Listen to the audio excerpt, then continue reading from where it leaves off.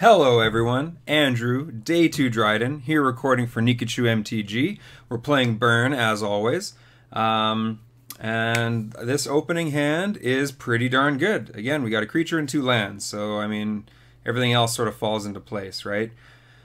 We are on the play again. The draw again, but aside from that, this is a fantastic hand. We can answer any problematic turn 1 plays that our opponent might have, and hopefully they just have sort of a slower deck. Opening up into a forest again. Is it just like, okay, Elves. That is potentially good and potentially bad. We really want like a Searing Blaze or something to come down, but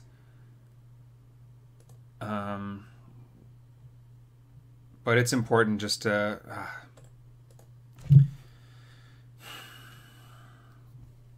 normally you want to bolt the bird. Normally you just want to get this thing off the board. However, the Mystic isn't really the problematic creature, right? Like the Azuri, the Heritage Druid. These are the ones you got to be more worried about. We also could just get in with Swift Spear right now. So it really depends on what we think they're going to play.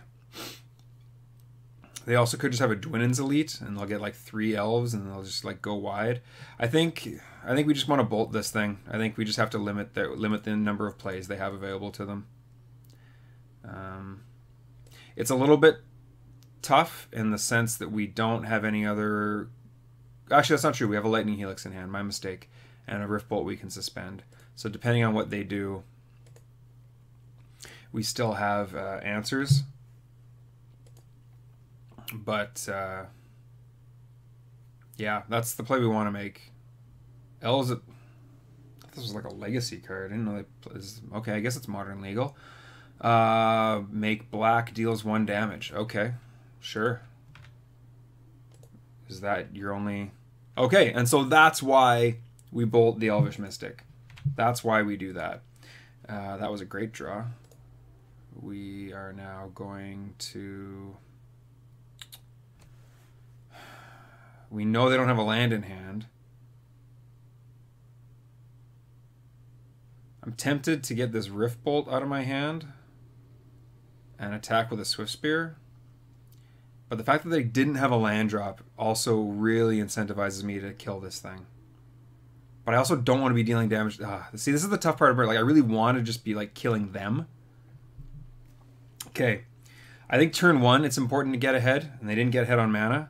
So the fact that they're just going to be going turn 3, maybe 3 mana play, that's something I think we can race. So I think the turn 1 is important.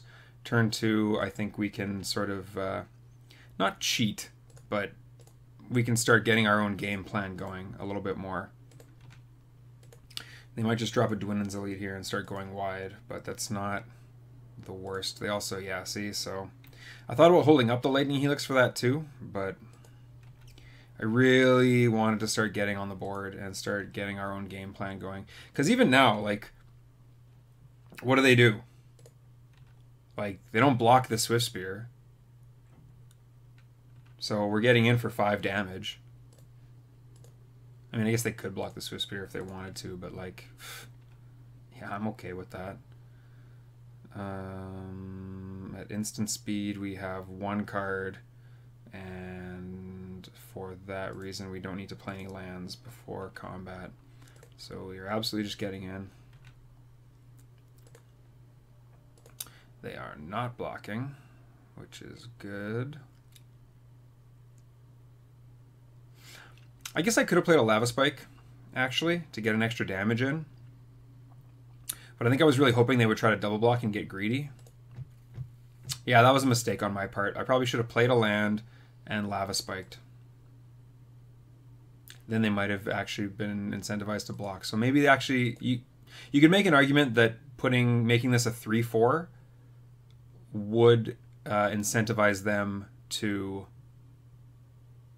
block, as opposed to letting the damage through. However, again, I just realized they missed a land drop, so we're going to do this right now before they can even do anything else, and we're going to get an extra point of damage in that way. We are going to play a land tapped and pass the turn. I could try to represent something with this. I don't think it's necessary, but that's not a bad play. I also could just play this to represent something. Oh, Westvale Abbey. I was like, what the hell? Dwynn's Elite. Okay, well, there was no way to play around that at that point.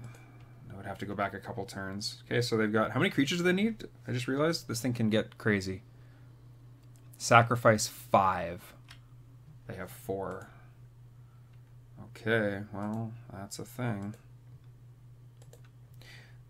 If they manage to come back from this, that would be really... Oh, wait, no, they need mana and... Right? 5 and sacrifice. Okay, so, I mean, if they play a Heritage Druid, then that becomes a problem. Come on, Searing Blaze. That's also okay. What do we have in our hand? 9 points. So if they play a Heritage Druid, that gives them 1, 2, 3, as much as like 6 mana. So I think we need to do this to incentivize a block.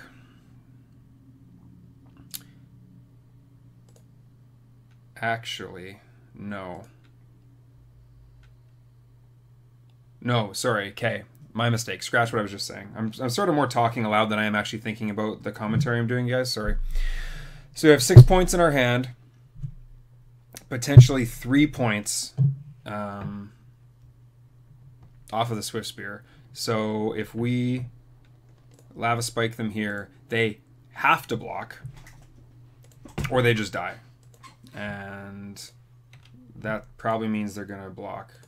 But if they do, I'm not worried. Because right now, I think the only way they win this game is if they have more creatures than us and they can go wide like that. So I think a block right now is fine. And it's also possible that we just draw a burn spell and win. So, you know, they're not going to flip this Westvale Abbey now, likely. And I'm not worried. So for all those reasons, I think this just continues to push our advantage. Because if they don't play anything or do anything significant... Okay...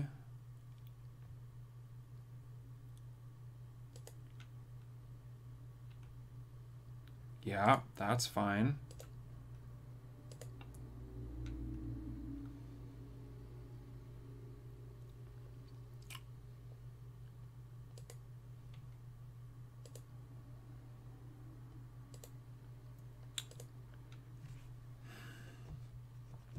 The only reason I would need to tap 2 mana to deal 3 to them right now is if there's a Rift Bolt on the top of my deck. Because then I wouldn't be able to cast the 2 mana Lightning Helix and the 3 mana Rift Bolt. Outside of that, there are more reasons, like things like Searing Blaze and other things like that, to keep this in my hand for the moment than there are to get rid of it. So while drawing a Rift Bolt, yeah, and I could just draw Stomping Ground too. That would also be pretty bad. Or like a non-damage spell. Or like even a Goblin Guide wouldn't have done it there. So...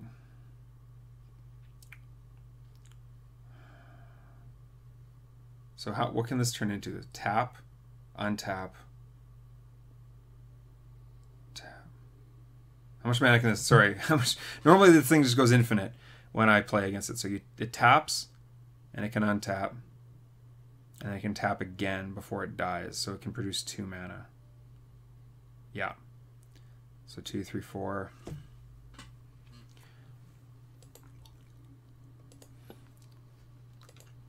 I think continuing to force them to block is where we want to be. And we eat at least 1 creature this way.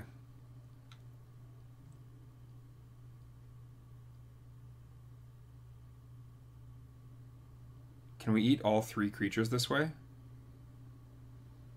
If I Lightning Helix this, it becomes a... No. If I Lightning Helix this, then it becomes a 2/3. That's not enough to kill these.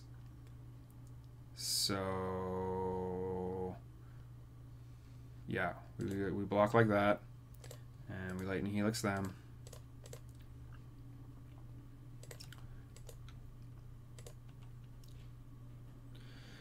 And we assume they can't just combo off next turn.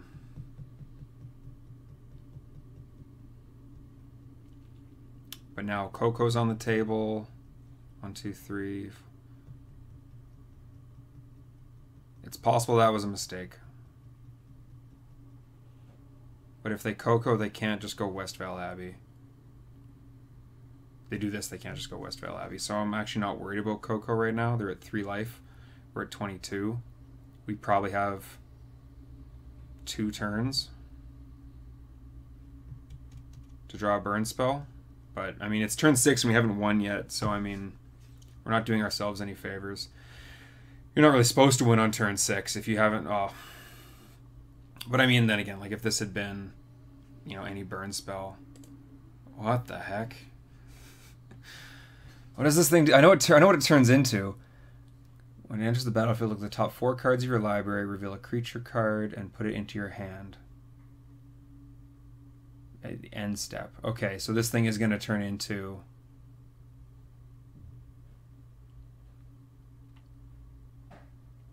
okay, so this is going to turn into a Gaia's Cradle at end of turn, which is potentially bad.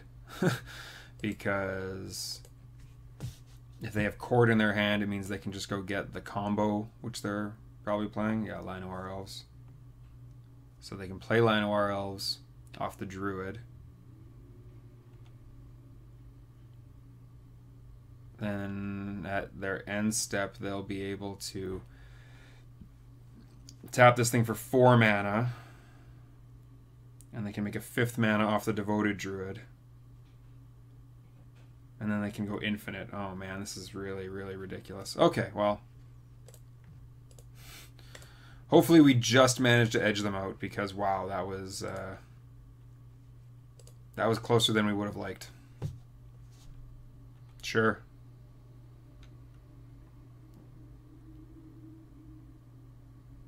You have to win at instant speed. Okay, excellent. Like, I'm not saying you can't do it. Oh boy. Yep, Devoted Druid, that's a thing. Okay, so Anger the Gods we want.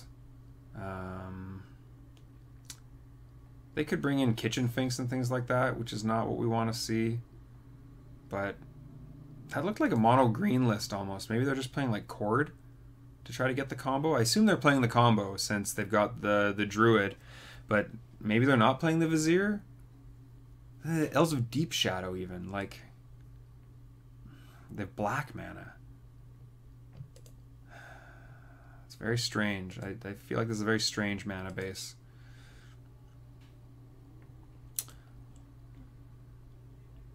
Yeah. But, this is a deck we can just race and win. So I'm not super worried. But we definitely want to keep all of our creature removal in. We can take a land out since we're not using Revelry. 19 lands is also what some burn decks do play. It's reasonable. I prefer 20 just because it's sort of safer.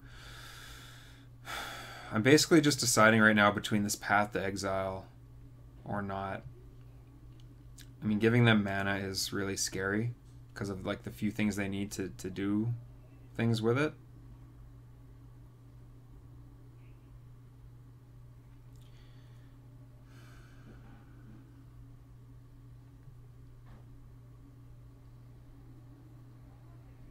I think we leave it as is. I think we just, yeah, I don't think we want to sideboard too much. I think our game plan's already pretty safe. We've got creature removal. This Eidolon is going to be great. This hand is a bit land heavy. I think this Eidolon is the reason I'm keeping this hand.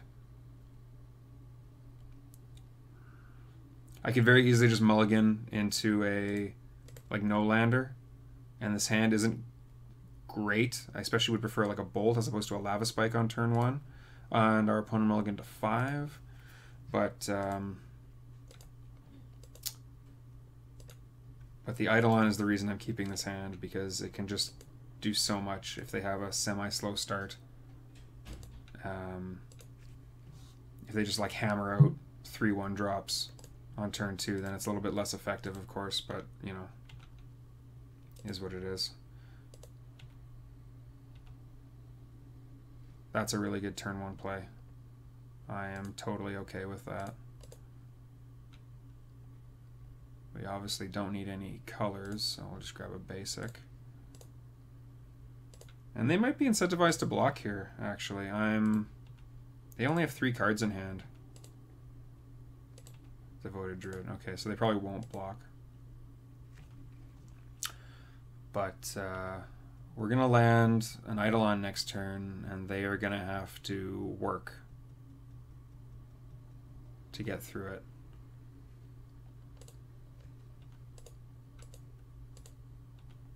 Do they also not have a land drop? Because that would be really big.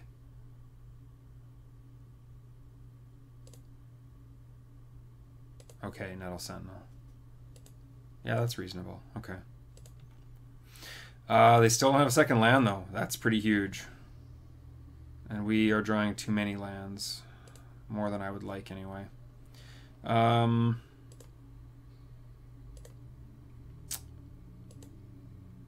Well,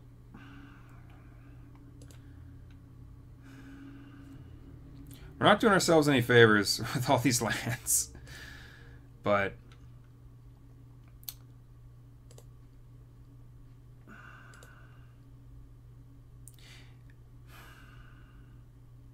I don't think this Goblin Guide is better attacking right now. If we just trade, meh. I would rather keep it on defense, to be honest, because I think they're going to have to work to get through this Eidolon. Whereas if they attack, I will totally just chump here. I also don't want to draw them into lands, which they're clearly hurting on. That could be that's a debatable play. If anybody wants to talk about that in the comments section, that's absolutely a debatable play. These things are going to untap, so I will just end up trading with them anyway if I attack. So for that reason, I'm going to block, because there's no way they're not playing a Devoted Druid, at least, that we know about, and untapping. So that's fine.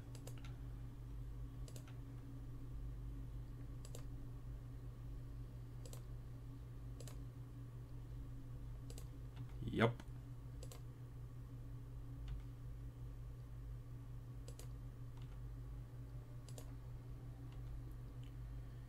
That's a good draw, finally. Something useful. So now, this is gone.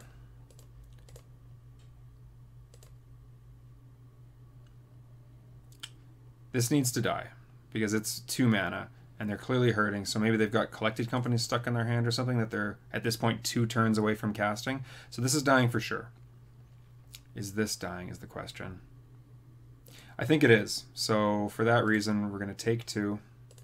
We're just going to clear the board. And this is a bit reactive, because you really want to be pointing your burn spells at their face if you can. But we'll also see if they just take the trade. I'm willing to give them the option and save my bolt. Yeah, they don't. So it needs to go away, though. I think the same thing they do. So yeah. So because they're kind of hurting on lands, they mulliganed. I think that's the right play. But it's not. It wasn't my ideal line. Let's put it that way. But I mean, like, this Mystic can't attack, or this Mystic can't block. I mean, I suppose it could hypothetically, but like, well, there's no point in not playing this, I guess. So they're at 10. We are very flooded at the moment. Oh yeah, we drew another land. So I don't see a world in which it matters. I have 4 lands. There's nothing in the deck that costs more than 3. I don't see a world in where it matters to cast this Lava Spike, so I think I'm just going to conceal information at the moment. Make them have to play around things. Or make them think I might have something. Okay, so there you go. They are playing white as well. They can now Collected Company, which is slightly scary. That this deck is stumbling so badly and still managing to put things together. But this is Elves. Elves is scary. I mean, as Merfolk players, anyone who watches this channel is going to know that. But, okay, yeah, it didn't attack. So, pretty clear Collected Company here. There's nothing we can really do about it. I mean, they could just, like, whiff, which would be humorous. If we play the Goblin Guide, we go to 9.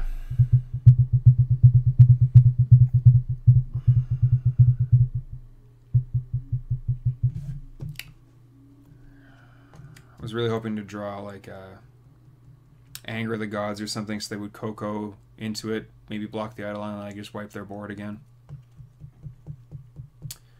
Do we cast... Again, I mentioned in the pilot episode, Eidolon is the hardest card in the deck to use by far. So what could come down that would be bad? Shaman of the Pack. There's a bunch of cards that would be bad. But they're going to do this no matter what. And then... I think we have to attack and force them to do something. And we'll maybe they just don't have a great Collected Company. And then after it resolves, we can play Goblin Guide if we want. See what they hit.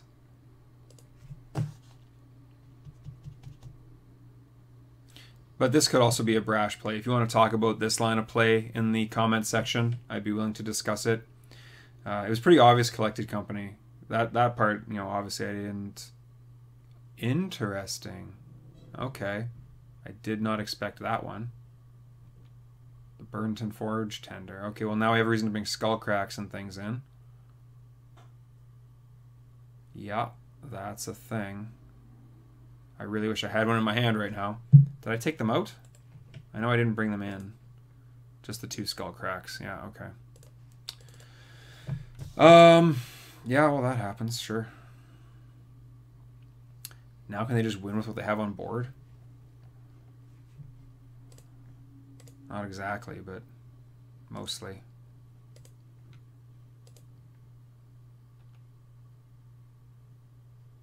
But now I can just block if I need to. Although that's not really what I want to be doing. Do I go down to 7? This makes a bunch of mana. They got 1 card in hand. I again don't need to play this Lava Spike right now. I've got tons of mana. So I'm not worried about that. And nothing else to do with it.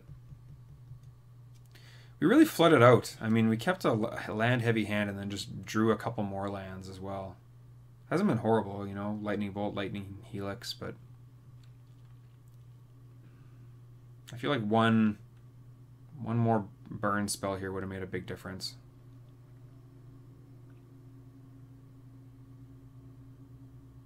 Yeah, that would have made a big difference.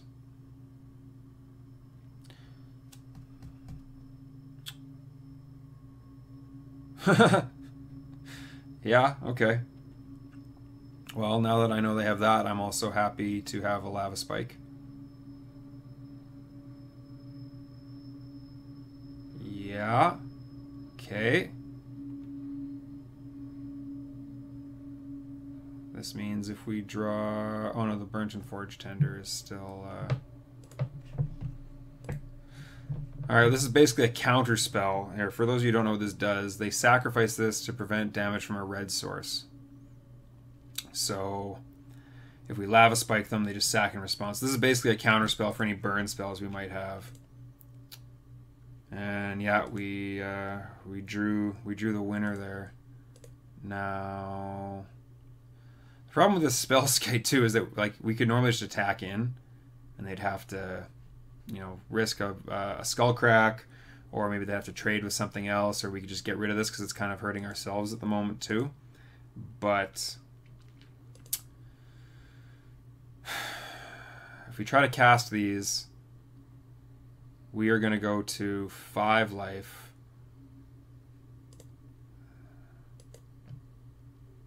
How much does this cost? 5? 1, 2, 3. They have no cards in hand. Okay, I think we can...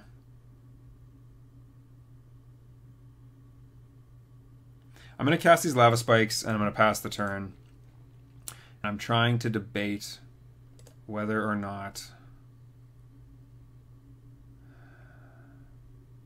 whether I should attack or something before that. Block here, block here. Yeah, this keeps 2 damage from getting through. It's really frustrating. Okay, well, we're gonna do this. I could be playing silly right now, but I don't see a reason to hold these in my hand anymore because they're gonna have to sacrifice this to get rid of 1, which keeps 1 damage from coming through at us, and it does limit their creature count, even though Elves is kind of the operative. Okay, well, so it's just gone now. So now I just don't need to worry about that anymore. Now, if I had a Skullcrack now, that would be pretty fantastic. But now that that's gone, again, there's no reason to need to cast this right now and possibly deal us 2 more damage when I can possibly also just use this to block if I need to. So I think I'm going... because at this point this Eidolon isn't really necessary anymore. Although this Spellskite is doing a number on our potential outs. Yeah, that's definitely...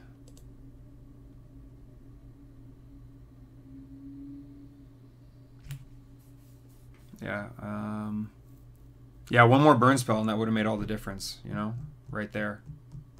Well, maybe not, because again, the Spellskite's there, but to be able to use it, they would have to take 2 damage to pay for the ability, because they don't have blue mana. Interesting. There's a bunch of different decision points in this. This is more decision intensive than burn sometimes is. So yeah, I'm really interested to see what people have to say in the comment section.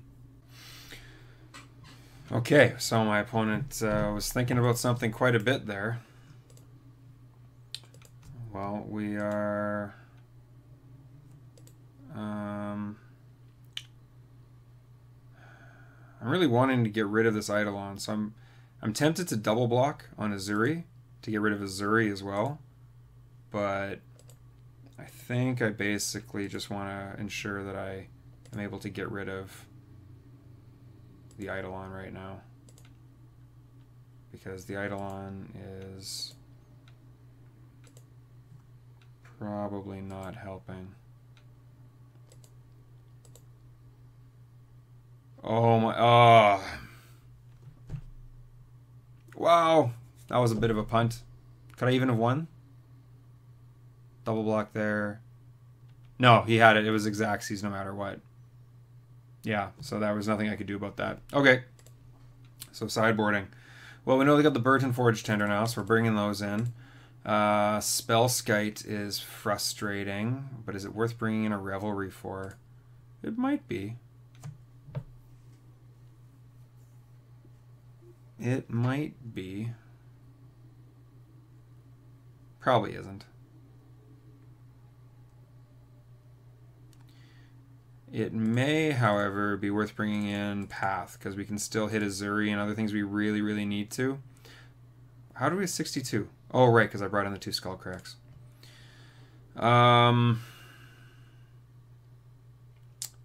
Yeah, like I like Lava Spike because it gets around Spellskite. But I don't like it because it doesn't kill any of the other important stuff I want to kill.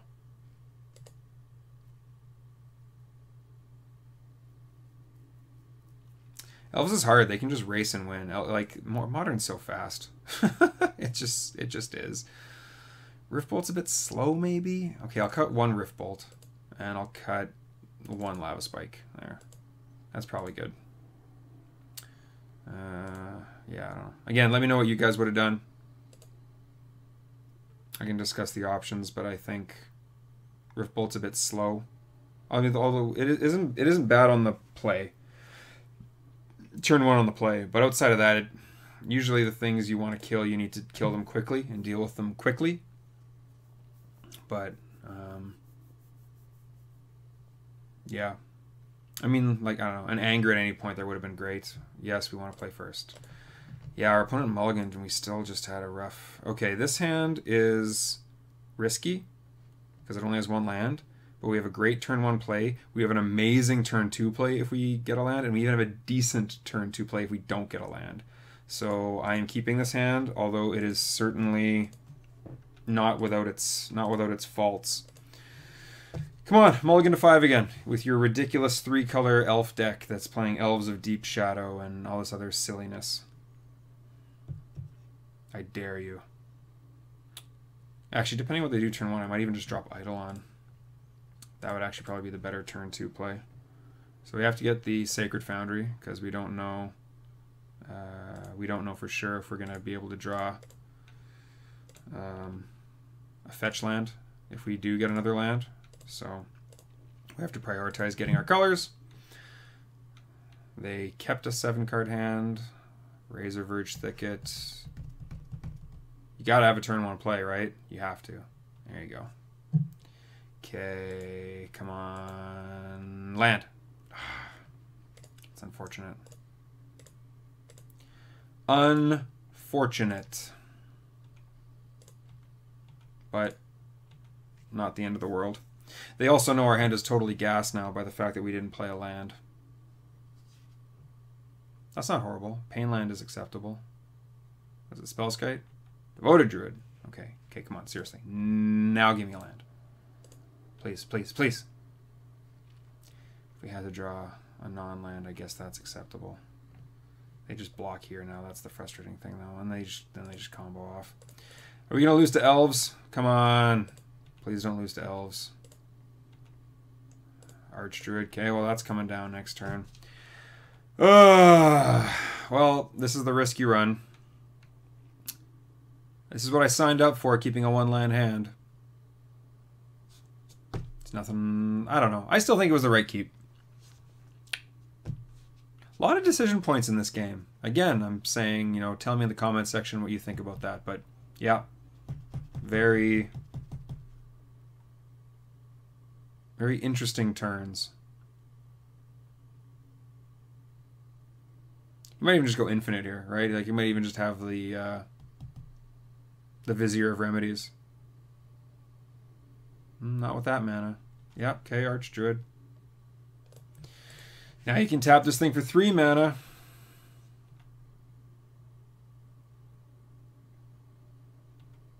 Yep.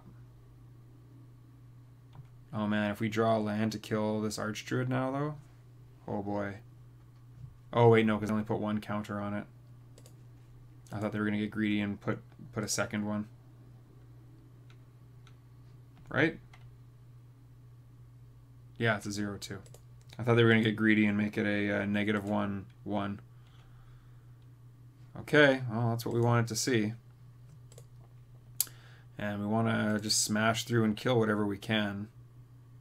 Probably killing this no matter what. They're not going to block with this, so... so if they block here, we kill it. If they block here, we still kill it. So, yep. Yeah, dropping that Idol on turn 2 would have been pretty much game over, I think. Ugh, another Devoted Druid? Seriously? Okay, well, again, that means there's no point in killing this thing now, then. Because if they've got the combo, they've got the combo. Yep.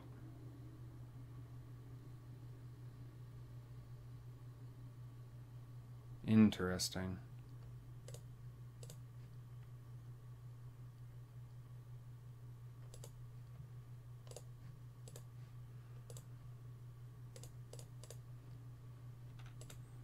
Well, they go to what, 6?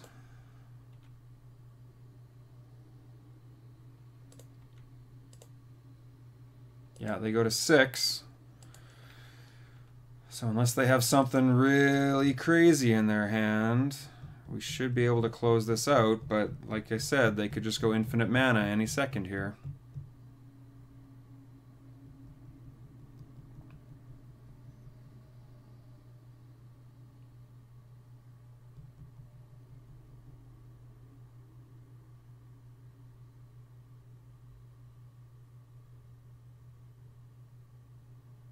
Okay, what are they doing? They 3 mana. Uh-oh. Okay, what do you get? Come on, whiff. Yeah, it's pretty hard to do. Oh, come on. Okay, as far as hits go, that could be worse. If we draw a land, we can just lava spike them and then skull crack them. That's the good news there. So a land wins us the game. And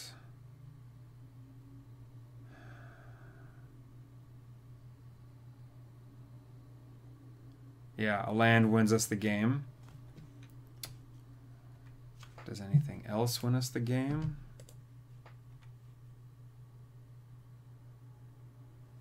That... Okay, hold on. So can we path the Forge Tender, attack in, they have to block. We can lava spike them. I don't really want to give them a land right now. God, okay, I'm trying to make sure there isn't like a line of play here that's obvious to me that I didn't see. I was really hoping to just draw a land and win, but, you know, it's better to be lucky than good. Okay, so, yeah, because this gets this out of the way.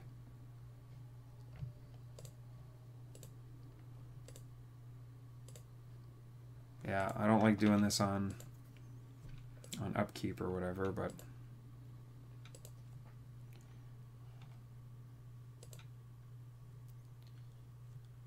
They could also sack in response right now to make it so the Swift Spear can't deal damage till end of turn. That'd be an interesting line of play. That's probably what I would do. They obviously don't need land right now.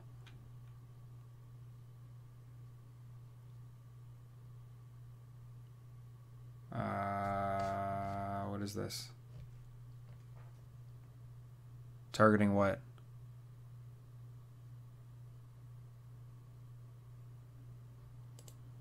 Do they choose the on resolution? How does this work? Yes, that's how they do it. Okay.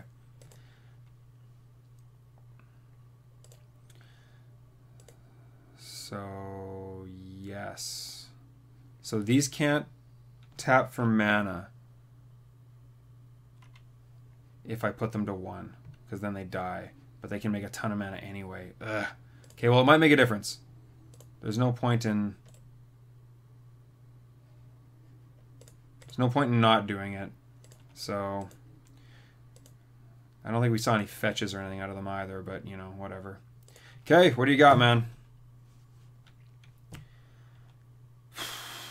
What can you do?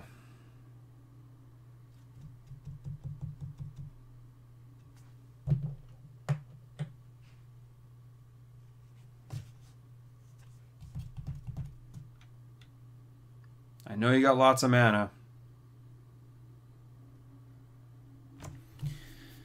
Yeah, it would have been nice to draw land that turn. Or like another bolt or something. Yeah, okay, draw a card, sure. That's good news. That's desperation.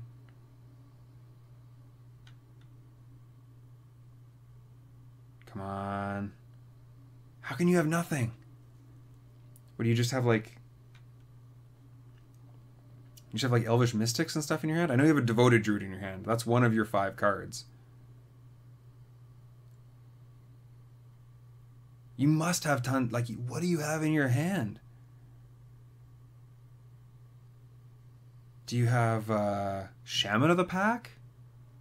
That you just have no black to cast with? Like... What could you have? What could you have?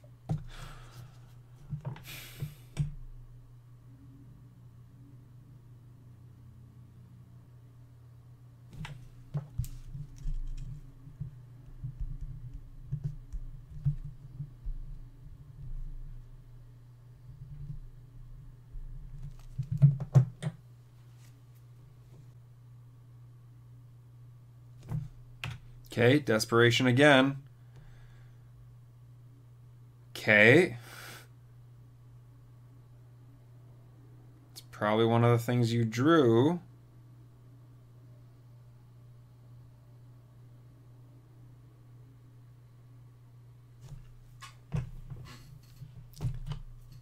Killing me here, man.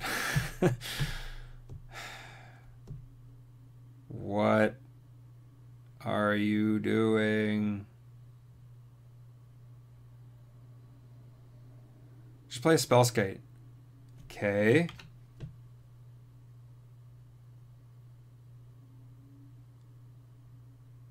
Yeah. That doesn't do it. Sure, that doesn't do it either. I don't think.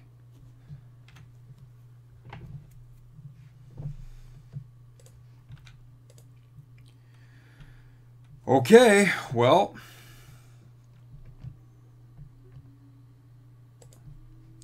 I think we just go for the win.